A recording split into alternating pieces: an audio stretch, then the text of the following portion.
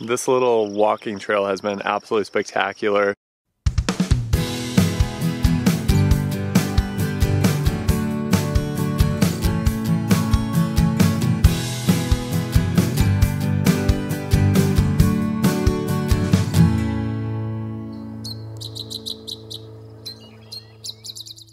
In South Dakota sits one of the most fascinating natural areas in all of the American West, Badlands National Park.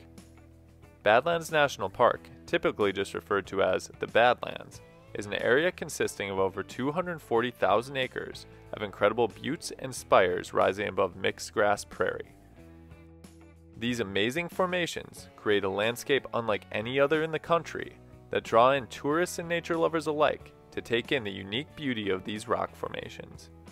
The Badlands were created when sediment was deposited and over time eroded to create the geological marvel that it is today. In addition to people, the Badlands also draw in a multitude of different creatures that call it home, including a wide variety of birds.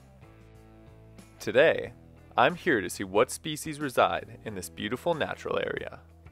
I'm going to be walking some of the trails today, and I really don't know necessarily what to expect from this area because eBird is not really very fleshed out with what sightings have been here lately. So it really could be anything, but I'm hoping to get some life birds that are in the grassland areas in the western part of the United States. So I'm really excited about it. This place looks awesome, and I already hear a ton of western meadowlarks calling everywhere.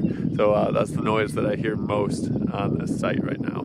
I started my search in the low elevation area by the visitor center and campsites.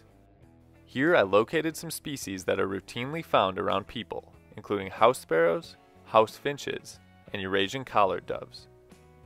In addition to these birds were some of the species that thrive in open grassland.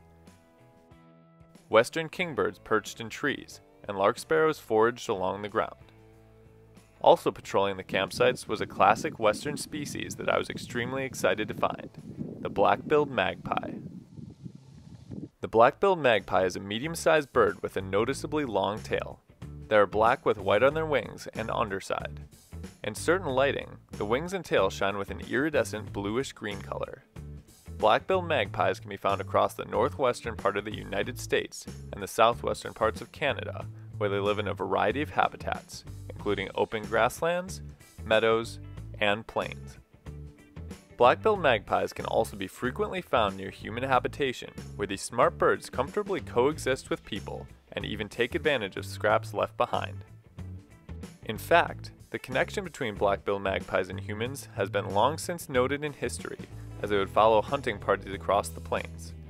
Their boldness was even mentioned in writings by Lewis and Clark, stating that magpies would enter their tents to steal food.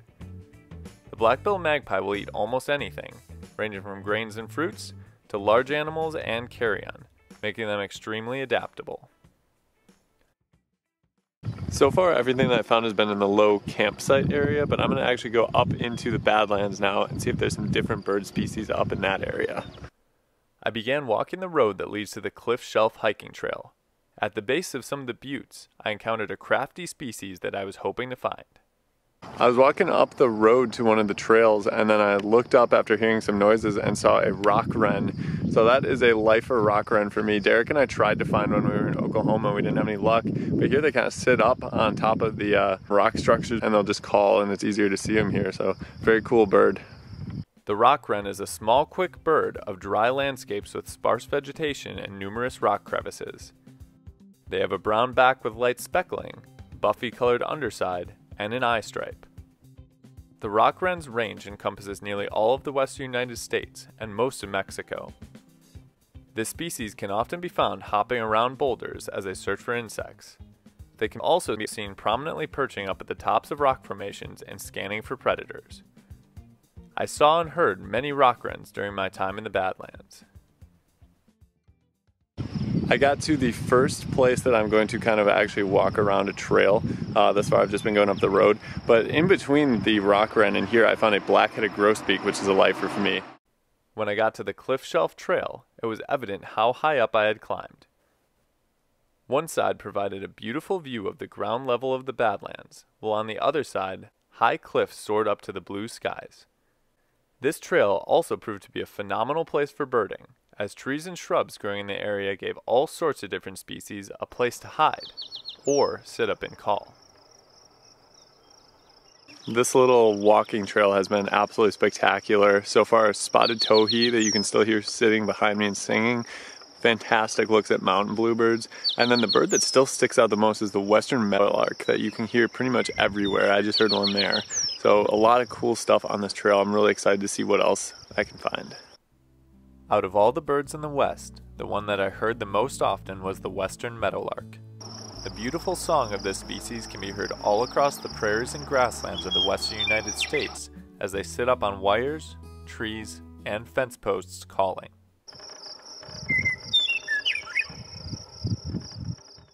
The western meadowlark is very recognizable with a brown and gray speckled back, striped head, and vibrant yellow underside with a black V on the chest. Western meadowlarks' diets vary depending on the season. In fall and winter, they eat seeds from weeds and grains. In spring and summer, they are known to feed on insects and other small invertebrates. I continued on the trail where I got a glance at a blue-gray gnatcatcher as well as several turkey vultures soaring overhead. Just got done with that little loop trail, found some amazing birds and some lifers. So I'm gonna head back down because it's getting late in the day and maybe there'll be some stuff down by the road that I can check out. I returned to the lower elevation part of the park to find many of the same birds that were there when I left, including magpies, lark sparrows, and western kingbirds. Even after seeing these species earlier in the day, I still took some time to observe them before leaving the park and going on to my next adventure. The Badlands truly are an amazing place to visit for the incredible views, as well as the plethora of different animals that have found a way to thrive there. It is a place that every nature lover should travel to at least once in their life, and I was glad that I finally took the time to explore it.